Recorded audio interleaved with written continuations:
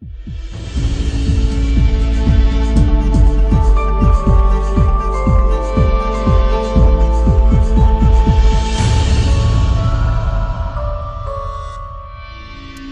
já pode abrir comigo sua Bíblia no Salmo de número 133.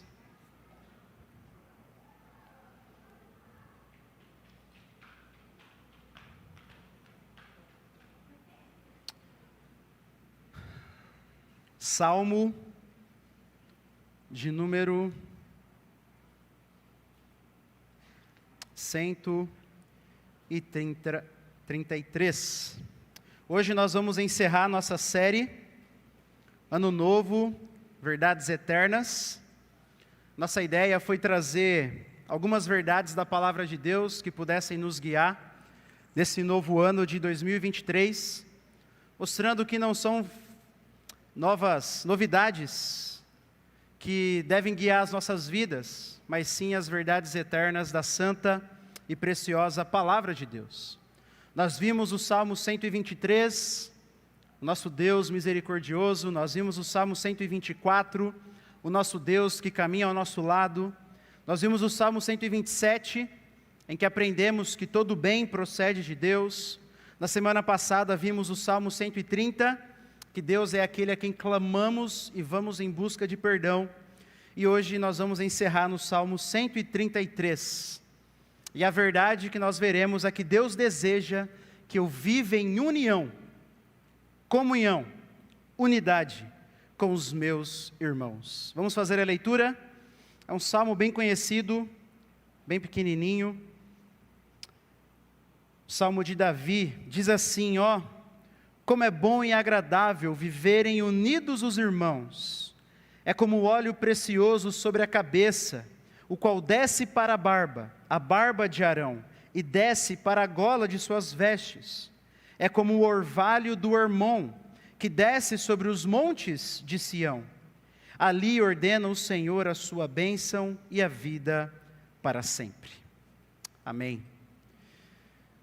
Esse é mais um dos salmos de romagem. Nós baseamos a nossa série nesses cânticos que eram usados pelos peregrinos enquanto iam a Jerusalém para adorar. E esse salmo de hoje é um salmo atribuído a Davi, e que Davi fala sobre a beleza da unidade do povo de Deus, quando este está junto para adorá-lo. E Davi aqui, esse salmo de Davi está dividido em 3 partes, tá bom? Na primeira parte, Davi ele apresenta a verdade que ele quer nos anunciar, a afirmação. Na segunda parte, Davi faz 2 comparações. E na terceira parte, Davi vai concluir, tá bom? Então, a afirmação, as comparações e a conclusão do argumento de Davi aqui. Então, vamos na primeira parte.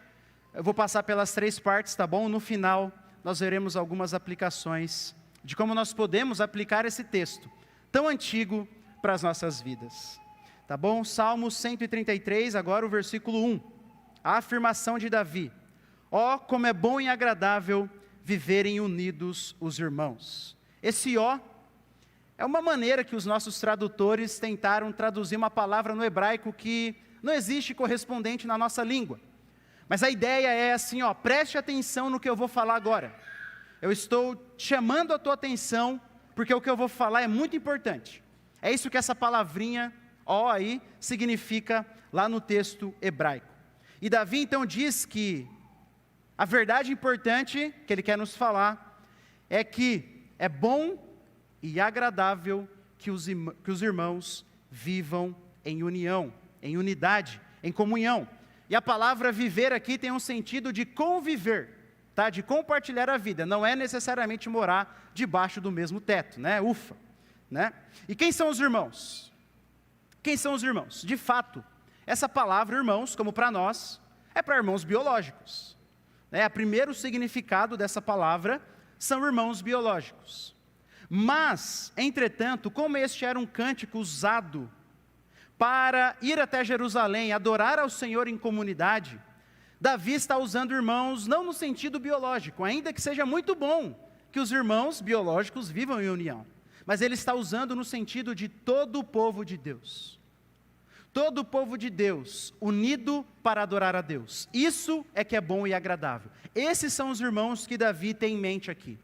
São as outras pessoas que fazem parte do povo de Deus. E há duas possíveis situações que poderiam estar na mente de Davi quando ele escreveu isso. A primeira é que Davi, quando ele assume o trono, ele não assume o trono de todo Israel. Você lembra? Davi, ele reina primeiro alguns anos só sobre a sua própria tribo, Judá. E ele leva algum tempo para também reinar sobre as outras 11 tribos, as tribos do norte, as tribos de Israel. Então, talvez Davi escreveu esse salmo justamente quando ele consegue unir as tribos, as 12 tribos debaixo do seu reinado. E aí ele diz, olha, como é bom e agradável que os irmãos, que todo o povo de Deus, que as 12 tribos estejam unidas para adorar a Deus. Mas há uma outra situação possível. Vocês talvez se lembram que existiam 3 festas que todo judeu deveria participar. Não importa onde ele estivesse, não importa onde ele morasse, muitos judeus moravam fora de Jerusalém, Jerusalém pertencia, basicamente foi conquistada por Davi, e muitos moravam fora, em outras cidades, mas 3 vezes por ano eles deveriam ir até Jerusalém, para poder adorar a Deus, na festa dos tabernáculos, na festa da Páscoa e na festa de Pentecostes. Então, provavelmente também, Davi está olhando para essa multidão toda. Imagina, irmãos, você revendo sua família que você não vê há um ano, seus amigos que você não vê há um ano, aquele tempo de festa, aquele tempo de celebração, de banquetes. Então também Davi pode estar olhando para isso, para essa beleza do povo de Deus unido e dizendo, olha como é bom e agradável. Não importa qual é a situação de Davi, se é quando ele conseguiu unir as 12 tribos, ou se ele está numa festa olhando a beleza da unidade e escrevendo, não importa muito. O que importa é que Davi diz que a beleza, quando o povo de Deus está reunido, e ele diz 2 coisas. Ele diz primeiro, que a unidade, quando o povo de Deus está unido, isso é algo bom. Você se lembra que quando Deus cria o homem, e o homem vai dar nome aos animais e ele se sente só. E o que é que Deus diz? Não é bom que o homem esteja só. Nós somos feitos para viver em sociedade. Nós não fomos feitos para a solidão. Nós não fomos feitos para vivermos sozinhos. Nós fomos feitos para desfrutarmos a nossa vida com outras pessoas, para compartilharmos a nossa vida. É por isso que quando o povo de Deus está reunido, isso é bom, porque isso reflete o propósito de Deus, desde a criação, que não era para nós vivermos sozinhos. E por mais que o pecado veio e trouxe todo tipo de divisão entre os homens, todo tipo de pecado, de segregação, a igreja deveria demonstrar qual foi o plano original de Deus. E é o que Deus prometeu fazer no último dia, quando mais uma vez, gente, como diz Apocalipse, de toda tribo, povo, língua e nação estarão adorando juntos. A igreja deveria ser esse projeto piloto, demonstrando como Deus sempre quis e como será por toda a eternidade. Viver unidos, o povo de Deus vivendo juntos, desfrutando da comunhão. E Davi diz que é bom e também que é agradável. A ideia aqui é que é algo prazeroso. Essa palavra agradável, ela pode ter uma gama de significados. Eu vou dar alguns para vocês, porque ela ajuda a pintar a imagem do que Davi está dizendo aqui. Ela pode ser traduzida como amável. Com bom e com amável, quando os irmãos estão unidos. Ou pode ser traduzido como doce. Com bom e com doce. Ou como prazeroso, com bom e com prazeroso. Essa palavra de Davi, agradável, é extremamente rica, para mostrar a beleza de quando o povo de Deus está reunido. Então essa é a afirmação de Davi, é bom, é agradável, é amável, é prazeroso, é gostoso, quando os irmãos vivem em união, quando o povo de Deus vive em união. E agora Davi, no versículo 2 e no versículo 3, no início, ele faz 2 comparações. 2 comparações para mostrar a unidade desse povo. E Davi, problema, é que Davi usa 2 comparações que estão muito distantes de nós. muito distantes. E a gente precisa fazer um pouquinho de esforço para entender. Primeira comparação, ele diz que a união entre os irmãos é como o óleo precioso, lá no versículo 2, sobre a cabeça, o qual desce para a barba de Arão, e desce para a gola de suas vestes. Nessa primeira ilustração, ele compara a beleza e a bondade do povo de Deus estar reunido com a unção de Arão, e com esse óleo descendo sobre todo o seu corpo. Arão era irmão de Moisés, e depois que o povo de Deus sai do Egito, no Êxodo, Deus institui a religião do seu povo, e essa religião envolveria ter um tabernáculo, depois, no tempo de Salomão, um templo, mas ali deveria ser um tabernáculo, e haveria um sumo sacerdote, que ficaria responsável por representar o povo diante de Deus. Então era o sumo sacerdote que fazia os sacrifícios, era o sumo sacerdote que adentrava no Santo dos Santos, representando todo o povo de Deus. Arão era esse sumo sacerdote, ele é quem deveria representar, ele tinha essa função. Só que, para ele exercer essa função, existia uma cerimônia, e essa cerimônia era a unção. Um óleo especial era feito com especiarias, com coisas caras, e era derramado sobre a cabeça de Arão. Só que não era um pouquinho de óleo, né? Não molhava o dedinho, Moisés não molhava o dedo e passava na testa. Era derramado sobre a cabeça de Arão, de maneira que a imagem é bem gráfica, você consegue visualizar isso. O óleo descendo pela cabeça, passando pela barba e caindo sobre a gola das vestes de Arão. Mas o que significa essa imagem? O que é que Davi quis dizer? Provavelmente, Davi ele está se referindo a algo bem específico que havia na roupa de Arão. Porque veja, no finalzinho do versículo 2, Davi diz que o óleo descia para a gola de suas vestes. Ora, por que será que Davi ia falar de gola? Era porque é importante, né? Tem alguma coisa na gola ali que é importante, porque Davi fala, deixa explícito, ele poderia dizer, ó, desce pela barba e vai para a roupa. Mas ele deixa específico, a gola da roupa de Arão. E por que isso é importante?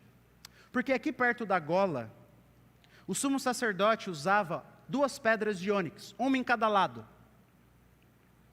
E cada uma dessas estavam os nomes das tribos de Israel. 6 nomes do lado direito e 6 nomes do lado esquerdo. Por quê? Porque quando Arão estava exercendo o sumo sacerdócio, ele não estava fazendo em nome de Arão, ele estava fazendo em nome das 12 tribos. Então isso estava na sua roupa, para que ele não esquecesse, para que Israel não esquecesse, que ele não estava sozinho, não era para ele que ele estava fazendo aquilo, mas era em nome do povo de Deus, das 12 tribos de Israel. Então provavelmente é isso que está na mente de Davi. Perto da gola estavam o nome das 12 tribos, e o óleo da unção que era derramado sobre Arão, também atingia simbolicamente as 12 tribos, perto das golas de suas vestes. Então o ponto é mais ou menos, de Davi, é mais ou menos dizer assim, olha, assim como Arão e o povo eram um só, enquanto ele era ungido, porque o óleo caía sobre ele, e sobre as 12 tribos, simbolicamente, todo o povo de Deus é um só.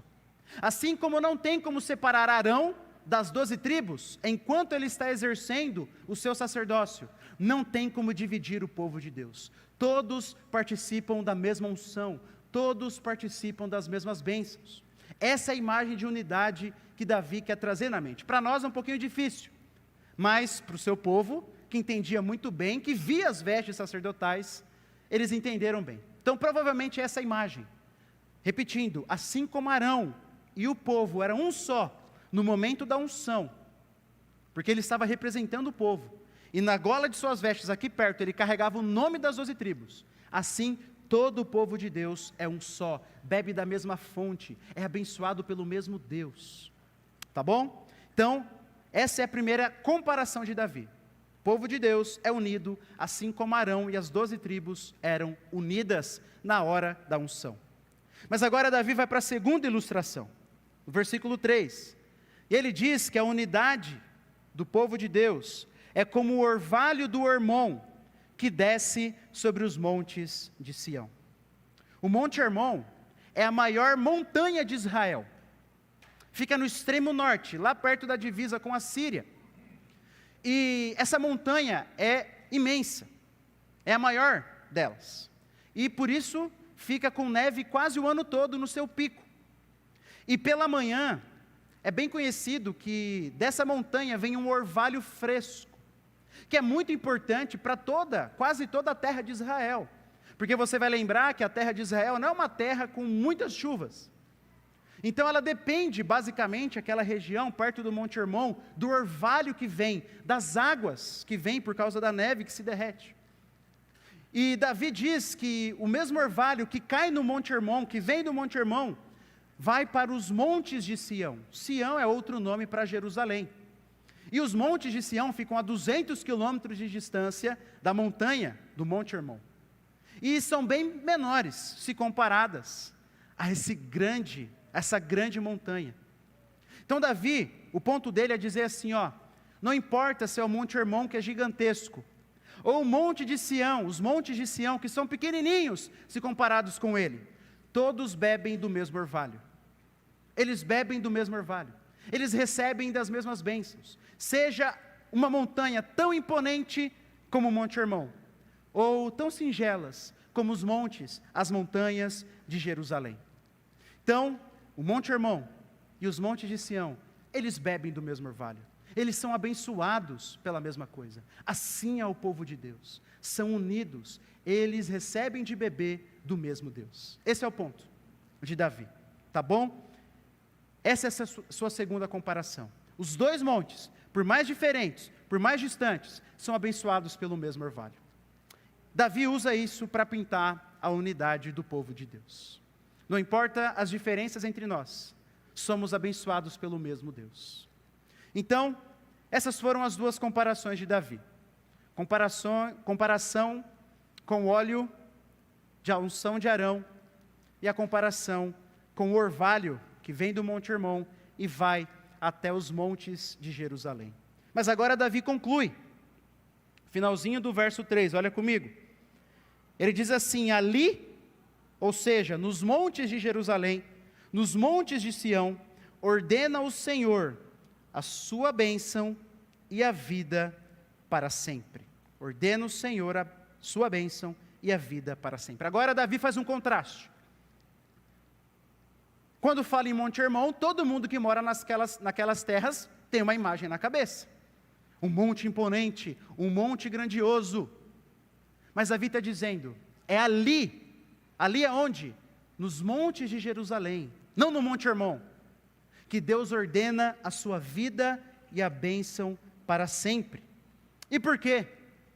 Porque era Jerusalém, ou nos montes de Sião, como eu falei, Sião é uma outra maneira de chamar Jerusalém, que se encontrava o tabernáculo. O templo substituiu o tabernáculo, mas veio depois de Davi, veio com Salomão, tá bom? Mas tinha a mesma função.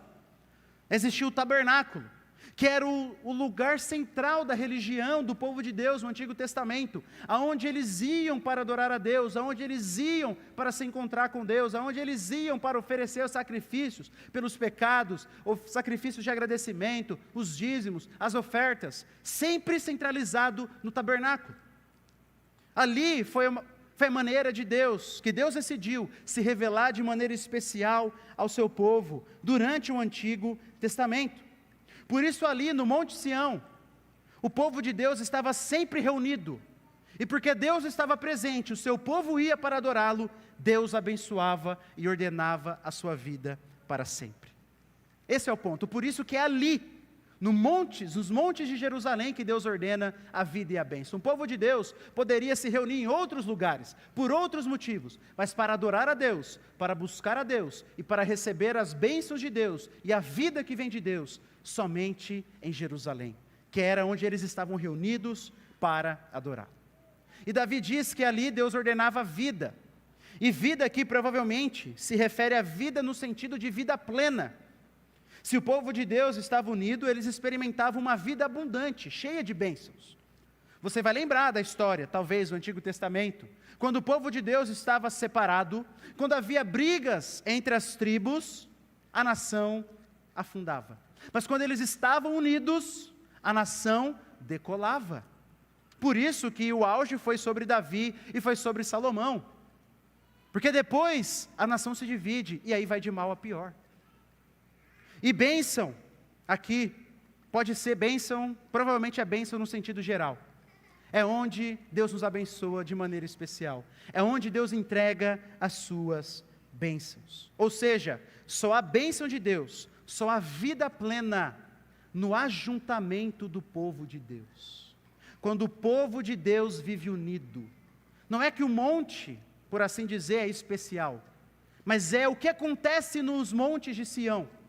Porque é até lá que o povo de Deus vai para adorá-lo. É até lá que o povo de Deus demonstra essa unidade. Gente de todos os lugares, de todas as cidades, das 12 tribos, que às vezes até saíram da nação de Israel, mas que vinham 3 vezes por ano para demonstrar que eles eram um só coração no Senhor, como nós cantamos. Então essa é a verdade eterna que você tem que levar para esse ano. Você só encontrará a bênção e a vida plena que Deus promete, se você viver em união com seus irmãos. Essa é a vida, essa é a promessa, essa é a verdade. Você só encontrará bênção e a vida plena que vem de Deus, se você viver em comunhão com seus irmãos. E agora, eu gostaria de partir para as aplicações aqui. Como que nós podemos aplicar isso na nossa vida? Vimos a afirmação de Davi, que é bom e agradável que os irmãos convivam em união. Vimos as 2 comparações entre que nós somos unidos, assim como Arão era unido com as 12 tribos, porque ele representava ela, e nós somos unidos, assim como o Monte Hermon e os montes de Sião, que eram abençoados pelo mesmo orvalho. E vimos a conclusão de Davi, que é somente no ajuntamento do povo de Deus, que Deus ordena a bênção e a vida para sempre. E eu gostaria então de dizer que o principal ensinamento desse salmo é que nós devemos buscar a unidade da igreja, buscar a união com os nossos irmãos, buscar a comunhão com os nossos irmãos. E é claro que eu poderia falar sobre a comunhão de todo o povo de Deus. Nós sabemos que todo aquele que confessa Jesus como Senhor, como Deus, como Salvador, independente da denominação, mas se professa a fé evangélica, são nossos irmãos. Mas eu não vou falar dessa comunhão aqui. Há um outro lado da comunhão bíblica, que é a comunhão com a igreja na qual congregamos. A comunhão na igreja na qual congregamos. É sobre essa comunhão que eu vou falar. Então todas as minhas aplicações vão ser nessa comunhão do segundo sentido. Na comunhão com essa igreja, com a igreja local na qual frequentamos. E esse tipo de comunhão local há 2 faces. Há a comunhão oficial da igreja, digamos assim, que é no culto, que é no dia do Senhor, e há a comunhão informal, que é aquela comunhão entre irmão e irmão, entre irmãs, entre famílias, a comunhão que acontece fora do domingo. Então, há essas 2 faces na comunhão que nós temos que buscar. Não é apenas nos reunirmos um dia na semana, mas é buscarmos a comunhão, é compartilharmos a nossa vida todos os dias, sempre que pudermos. Esse é o ponto. E esse salmo nos mostrou que a união entre irmãos, preste atenção, é algo precioso para Deus. É o desejo de Deus, é a vontade de Deus. Não é à toa, por exemplo, que quando Paulo vai falar sobre as obras da carne, lembra que ele fala sobre o fruto do Espírito, e ele fala sobre as obras da carne. Ele coloca divisões, inimizades, facções, que são pecados que minam a unidade da igreja, no mesmo patamar de feitiçaria, prostituição e bebedeira. No mesmo. Isso significa que o adultério, para pegar um pecado que é escandaloso, é tão repugnante aos olhos de Deus quanto a falta de unidade da igreja. Mas nós não falamos sobre isso, nós não meditamos nisso.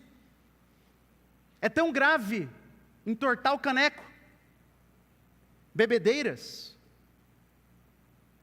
quanto ficar fazendo grupinhos dentro da igreja para ficar fofocando. Além disso, a unidade é essencial para a nossa fé. Preste atenção aqui. Se você não está em união com os irmãos da igreja, se você não frequenta direito os cultos, se você não tem envolvimento com muitos irmãos na sua vida diária, deixa eu te dar uma palavra de alerta. A sua vida espiritual ou está por um fio, ou já está horrível. Não tem outra opção. Longe da comunhão, longe de compartilhar minha vida com os meus irmãos, a minha vida espiritual naufraga. Hebreus 3 diz que nós devemos nos encorajar no dia que se chama hoje, para que não sejamos endurecidos pelo engano do pecado. Ou seja, encorajem-se. Aonde que acontece isso? Plural, dentro da igreja, com os meus irmãos. Se eu não convivo com os meus irmãos, no culto, lembra as duas faces, no culto e na minha vida diária, eu estou sendo endurecido pelo engano do pecado. Não tem outra opção. Pode não ser um pecado escandaloso aos olhos do mundo, mas o pecado do mundanismo, o pecado da murmuração, está lá.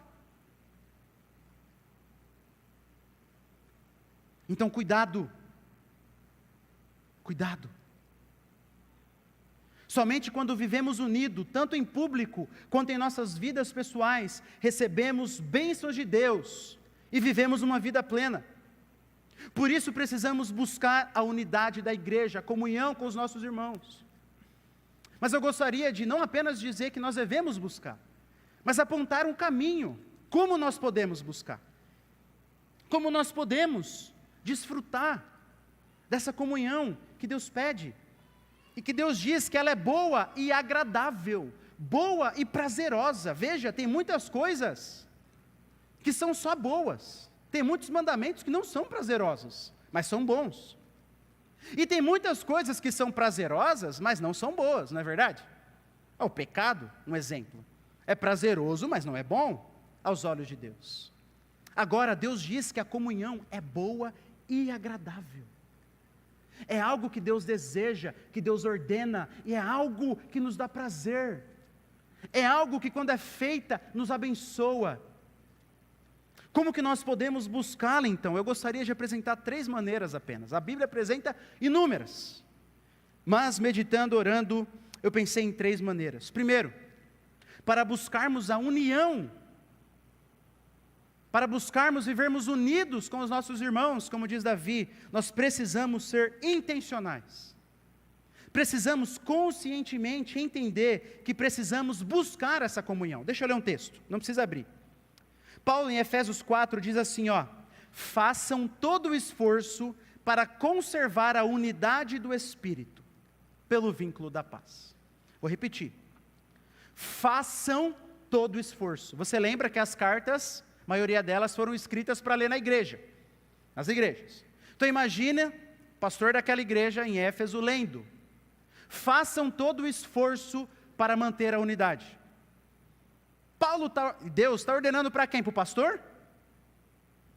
Todos esforcem-se, todos se esforcem para buscar a unidade, de maneira que, se está faltando comunhão, unidade na igreja, a culpa não é do outro apenas, a culpa é minha. Porque eu sou responsável, eu tenho que me esforçar. Pode ser em maior ou menor grau, mas ainda assim, eu sou responsável por isso. Por isso precisamos ser intencionais, nos esforçar. Precisamos convidar os irmãos para irem à nossa casa. Precisamos mandar mensagem, precisamos ligar, precisamos visitar. Precisamos dar o primeiro passo. Precisamos participar do culto. Precisamos nos esforçar, pelo menos, para participar dos eventos da igreja. Tentar se esforçar. Eu sei que muitos não podem, mas muitos não querem. E quando falta comunhão, não buscam nos lugares certos. Vamos voltar esse ano com os PGs, bom lugar para desenvolver comunhão. Encontros de homens e mulheres, quinzenal, os PGs a cada 15 dias. Jovens a cada 15 dias. Homens e mulheres a cada 15 dias, para não ficar pesado para ninguém. Não existe lugar melhor depois do culto público para desenvolver comunhão com os irmãos do que nesses ambientes mais pessoais, mais próximos. Os adolescentes não é quinzenal, tá? É toda semana, porque eles não têm filho para criar nem conta para pagar, tá bom? Então, os adolescentes são toda semana. Mas jovens, homens, mulheres, a EBD, vamos voltar com a EBD, com um café. Chega mais cedo, toma um café aqui. Eu preciso ser intencional, eu preciso me esforçar. É isso que Paulo manda para nós. Precisamos ficar um pouquinho a mais no final do culto. Conversar, dar um abraço. Não adianta ser passivo. Não adianta ficar esperando. É muito bom quando a gente fica só esperando e acontece naturalmente, mas assim, é muito raro. E não é o que Paulo mandou. Paulo mandou, e Deus, por meio de Paulo, esforcem-se vocês, cada um de vocês, para manter a unidade da igreja. Então essa é a primeira maneira, de como que eu busco a unidade. Preciso me esforçar, preciso ser intencional, eu preciso dar o passo. Mas há também uma segunda maneira. E para buscar a unidade da igreja, para mantermos uma comunhão com os nossos irmãos, nós precisamos ser humildes. E por que eu falo isso? Porque o orgulho é um grande obstáculo para a unidade de qualquer igreja. Não é à toa que Deus diz palavras duras contra os orgulhosos. Por exemplo, Deus diz que Ele resiste aos orgulhosos, mas Ele dá graça aos humildes. O orgulho é algo repugnante, que mata qualquer relacionamento, não apenas dentro da igreja, mata casamentos, mata relacionamento entre pais e filhos. Eu não preciso ficar dando exemplo que você conhece. Mas o problema é que o orgulho mora aqui dentro também. Mora aqui dentro, do meu coração, do seu coração. E se nós não nos arrependermos, não reconhecermos, não lutarmos contra ele, a unidade da nossa igreja, a sua unidade com os seus irmãos está em risco. Muitos crentes hoje, ao passarem por problemas, não procuram ajuda. Não procuram. Precisamos ser humildes para pedirmos ajuda. E aí está acontecendo várias coisas, mas ninguém sabe, porque não pediu ajuda. Por que não pediu ajuda? Geralmente é por orgulho. Não todas as vezes, tá? Geralmente. Geralmente. Não, é um princípio bíblico. Está passando por alguma enfermidade? Mande chamar os presbíteros da igreja. É isso que Tiago diz. Eu preciso pedir ajuda. Só que para isso eu preciso de humildade. Muitos crentes hoje, ao passarem por problemas, procuram ajuda, mas ajuda só fora da igreja. Não procuram ajuda dos irmãos, dos pastores, porque não são humildes o suficiente de abrir a vida, de expor a vida. Problemas no casamento, problemas emocionais, problemas com os filhos, problemas financeiros. Eu não estou falando contra os tipos de ajuda de fora, não é isso. São muito bem-vindos em determinados casos, mas eu preciso sim buscar ajuda dentro da igreja, independente de qual tipo de ajuda que eu vou buscar lá fora. A Bíblia diz, é um mandamento, que devemos aconselharmos uns aos outros. É algo que nós devemos fazer uns pelos outros. Ou seja, precisamos de aconselhamento dos nossos irmãos, dos nossos pastores, da nossa igreja. Mas não somos humildes para pedir. Não somos humildes para procurar o irmão mais maduro, uma irmã mais madura. Achamos que conseguimos sozinho. Por isso, meu irmão, se você está passando por uma luta, venha nos procurar. Problemas no casamento, problemas de ansiedade, problema com os filhos, problemas de pecado, procure os líderes da igreja, procure os pastores da igreja, procure irmãos mais maduros. A unidade da nossa igreja depende disso, porque se eu não procuro, o orgulho está dominando o meu coração.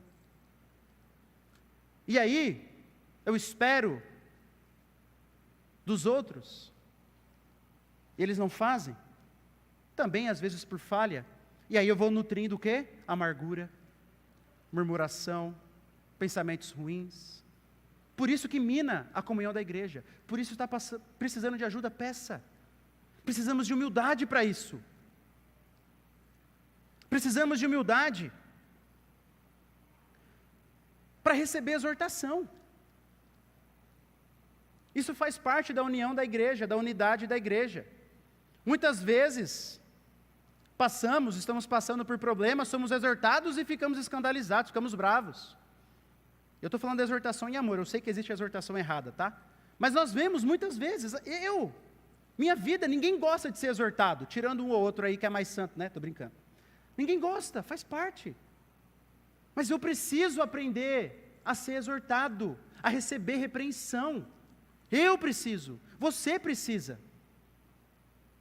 Isso faz parte de viver em unidade, isso faz parte de viver em comunhão. E se eu não for humilde o suficiente para entender que eu preciso de repreensão de vez em quando, que eu preciso de exortação de vez em quando, eu não vou desfrutar da comunhão da igreja plena. Então essas são duas maneiras, já falei. A primeira, precisamos ser intencionais. E a segunda, precisamos ser humildes para pedir ajuda. Humildes para receber exortação em amor. E agora eu gostaria de falar a terceira. Eu vou gastar um pouquinho mais de tempo aqui. Se quisermos viver em união, como esse texto diz, precisamos valorizar o dia do Senhor. Precisamos valorizar o dia do Senhor. Irmãos, desde cedo a igreja entendeu que o domingo era um dia especial para nos reunirmos. Porque era o dia que o nosso Senhor ressuscitou. É por isso que os cristãos sempre, desde o início, chamaram o domingo de dia do Senhor. O domingo não é qualquer dia. O domingo não é um dia que eu não trabalho e estou livre para fazer o que eu quero. Não é.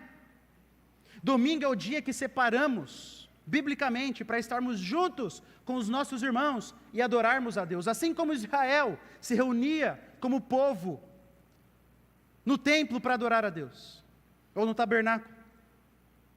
O culto não é um evento qualquer que eu posso substituir na minha vida quando aparece uma coisa melhor para fazer. Lembre que é um mandamento bíblico congregar. Não é uma opção. Não é uma coisa, hoje não tem nada mais interessante, hoje tem um evento ali que é legal, acho que eu vou lá e vou matar o culto. Veja no texto, no versículo 3, ali, nos montes de Sião, no ajuntamento do povo de Deus, quando esse povo estava para adorar a Deus, é que mora a bênção e a vida para sempre.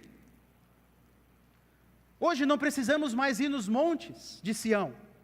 Jesus disse que não importa mais o monte, o importa é a maneira, em espírito e em verdade que nós adoramos. Mas, contudo, entretanto, no Novo Testamento ainda permanece a verdade, que não importa o lugar, mas Deus está presente de maneira especial no ajuntamento do seu povo. Deus está presente de maneira especial no ajuntamento do seu povo. Então, valorize o culto, meu irmão. A pandemia, nesse sentido, fez um mal muito grande para a igreja, porque ela nos ensinou que nós podemos faltar no domingo, não tem problema, só ver online. Ela nos ensinou que nós podemos ver o culto na hora que nós quisermos, e se não for na hora que está bom para a gente não vai, ou a gente reclama. Que se eu não conseguir assistir no domingo, tudo bem, eu vejo na segunda. E isso está está matando a fé de muita gente. De muita gente. Domingo não é qualquer dia. Congregar é um mandamento de Deus. Na igreja que Ele me colocou para congregar. E eu vou. Faça chuva ou faça sol. Não estou falando de exceções aqui, tá bom? Estou falando de exceções. Eu estou falando de maneira geral aqui. De maneira geral, que nós vemos na igreja. O culto tem que ser prioridade. Se o culto não é prioridade, me desculpa, mas Deus não é prioridade. E nem a palavra dele, porque é Ele que manda. Ele que manda. E também não adianta vir ao culto de maneira automática. Precisamos valorizá-lo de verdade. Valorizar desde quando entramos, tiramos um tempo para orar, ouvimos a abertura, que é um texto preparado, que a gente pensa, para preparar o nosso coração. Valorizar os louvores, não ficar prestando, não é o ritmo que eu gosto, outra coisa. Não, eu vou adorar a Deus. Valorizar a pregação, desligar o celular, dormir um pouquinho antes para não dormir na hora do culto. Não adianta vir automaticamente. Não adianta. Ir no banheiro antes ou ir no banheiro depois. E mais uma vez, não estou falando de exceções. Tá bom? Sei de irmãos, e outros que eu não sei, mas que têm outras necessidades, crianças pequenas. Não estou falando de exceções.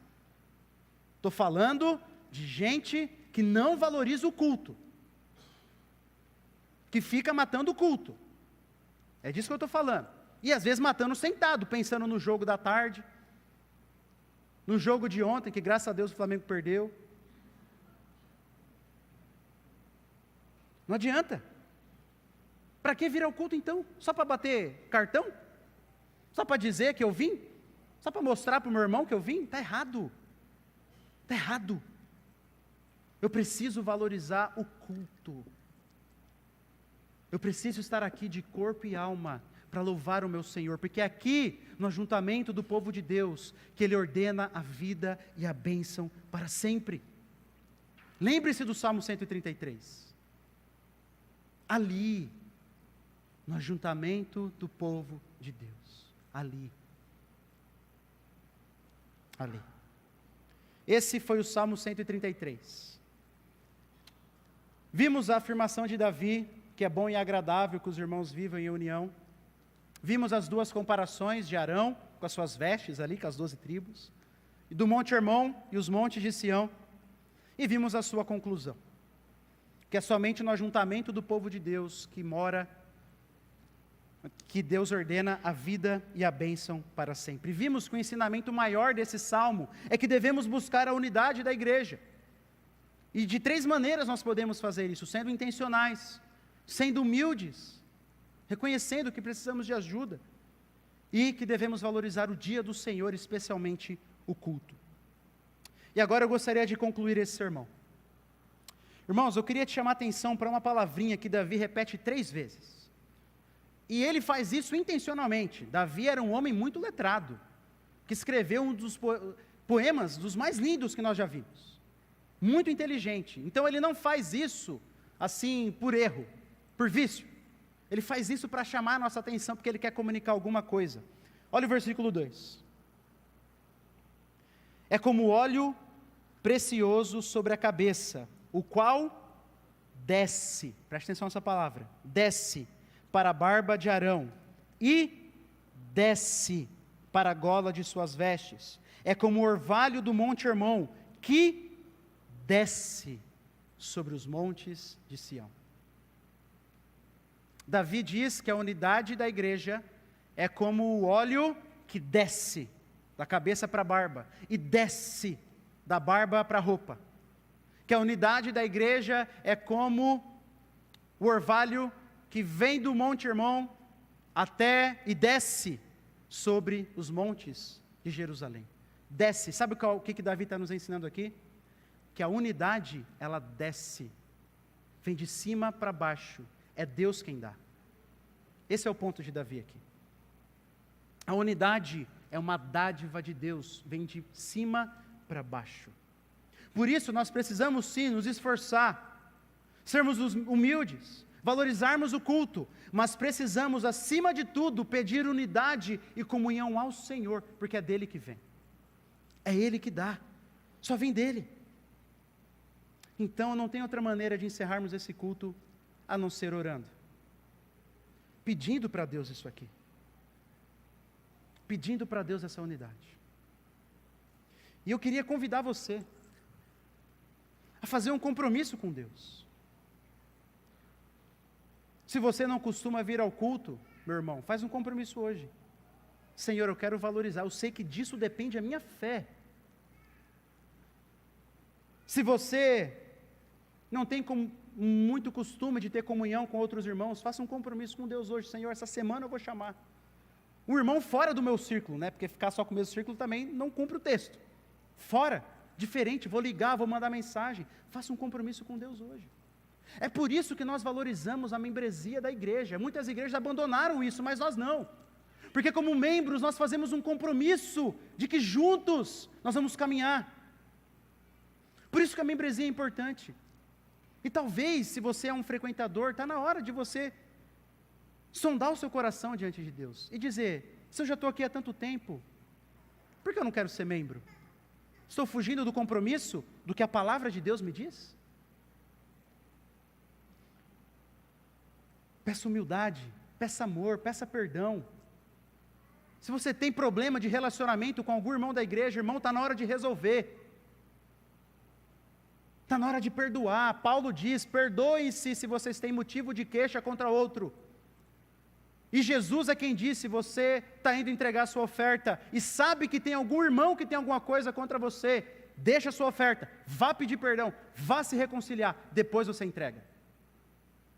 A unidade não é brincadeira. Unidade não é uma coisa legalzinha que a gente quer ter. É uma coisa que ou a gente tem, ou a gente naufraga. Ou a gente tem, ou nós podemos fechar a porta dessa igreja e ir embora. Nós precisamos disso. Nós precisamos disso.